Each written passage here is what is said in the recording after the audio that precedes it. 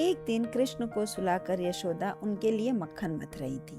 वह अपने काम में इतनी तल्लीन थी कि कृष्ण के जागने का उन्हें पता ही नहीं चला। कृष्ण उठकर स्वयं यशोदा के पास आ गए। उन्हें भूख लगी थी। यशोदा ने काम बीच में ही छोड़कर कृष्ण को गोद में बिठाया और दूध पिलाने लगी।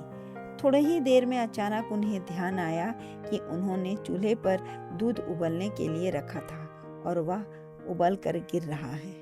दूध पिलाना बीच में ही छोड़कर उन्होंने कृष्ण को नीचे बिठाया और दूध आंच से उतारने चली गई। कृष्ण की क्षुधा अभी शांत नहीं हुई थी। बीच में भोजन में बाधा बनने के कारण उनका मन अतृप्त और अशांत था। उन्होंने छोटा पत्थर का टुकड़ा उठाया और मक्खन मथने वाले मटकी पर दे मारा। मटकी में छेद हुआ और दूध मक्खन सब बह गया। कृष्ण दूसरे कमरे में गए जहां बासी मक्खन रखा था। थोड़ी देर बाद यशोदा मैया लौटी तो टूटी मटकी और बिखरा दूध देखकर समझ गई यह सब कृष्ण की शरारत है। उन्होंने कृष्ण को ढूंढना आरंभ किया। देखा कृष्ण उल्टी रखी ओखली पर खड़े होकर आराम से बंदरों को मक्खन खिला रहे थे। क्रोध यशोदा ने कृष्ण को दंड देने का निश्चय किया। वह चुपके से छड़ी लेकर कृष्ण के पास पहुंची। उन्हें देखते हुए फुर्ती से इधर उधर भागने लगे। उनकी भोली सूरत और आंखों में आंसू देखकर यशोदा ने अपनी छड़ी फेंक दी। सजा देना आवश्यक समझकर यशोदा ने उन्हें ओखली से बांधने का विचार किया। उन्होंने रस्सी का एक सिरा ओखली से बांधा और दूसरे सिरे से जब कृष्ण को बांधने लगी तो रस्सी थोड़ी सी छोटी पड़ गई। दूसरी रस्सी लेकर उन्होंने पहली रस्सी में बांधा और पुनः बांधने का प्रयास किया, पर यह रस्सी भी बस थोड़ी सी छोटी पड़ गई। कई रस्सियां ली, एक को दूसरे से बांधकर कई प्रयास किए, पर हर बार रस्सी थोड़ी छोटी पड़ जाती थी। यशोदा को बहुत आश्चर्य हो रहा था। प्रयास करते करते वह थक कर पसीने पसीने हो गई। कृष्ण ने जब देखा कि माँ पूरी तरह से थक चुकी है तो उन्हें अपनी माँ पर बहुत प्यार आया। वह चुपचाप खड़े हो गए और स्वयं को ओखली से बंधवा लिया। कहते हैं अपने उदर पर रस्सी बंधवाने के कारण ही कृष्ण का नाम दामोदर पड़ा और वे दामोदर कहलाए। कृष्ण ओखली से बंध तो गए पर उन्हें चैन कहाँ। उन्होंने इधर उधर टुकुर टुकुर देखना प्रारंभ किया। उनकी दृष्टि नंद के प्रांगण में खड़े अर्जुन के 2 वृक्षों पर पड़ी। वस्तुतः पूर्व जन्म में ये दोनों वृक्ष प्रभु भक्त यमराज कुबेर के पुत्र थे। उनका नाम नल कुबर और मणिग्रीव था। ये दोनों ही शिव भक्त थे।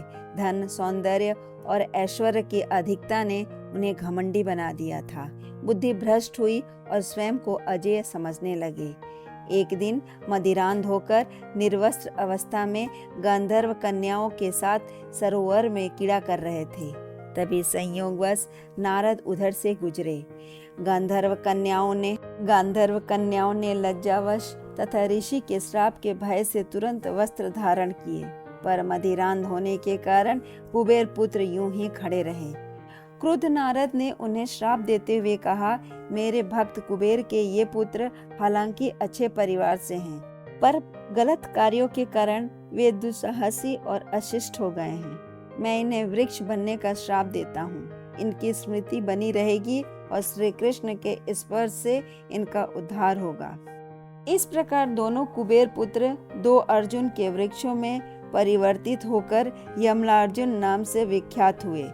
श्री कृष्ण ने वृक्षों को देखकर मन ही मन सोचा, आज मैं बैल बनूंगा और ओखली गाड़ी बनेगी जिससे मैं खींचूंगा। उन्होंने जोर लगाकर ओखली गिराई और घुटनों के बल चलते हुए उन वृक्षों की ओर गए। वे स्वयं तो दोनों वृक्ष के बीच से निकल गए, पर ओखली फंस गई। कृष्ण ने जब जोर लगाया तो दोनों वृक्ष उखड़कर धरती पर गिर पड़े। जोरों की आवाज हुई और 2 दिव्य सुंदर युवक प्रकट हुए। उन्होंने कृष्ण को प्रणाम किया और स्वर्ग चले गए। वृक्षों के गिरने से वह भयंकर नाद को सुनकर सभी लोग वहां आ गए। अर्जुन वृक्षों के धराशायी होने की सूचना नंद जी को भी दी गई। सभी ने उनसे कहा, यह सब कृष्ण की करतूत है। उसने जोर से ओखली खींची थी और दोनों पेड़ उखड़कर गिर पड़े। हम लोगों ने पेड़ से 2 लोगों को भी निकलते हुए देखा है। लोगों के इस कथन पर किसी को भी विश्वास नहीं हुआ। भला एक बालक कैसे 2 वृक्षों को उखाड़ सकता है?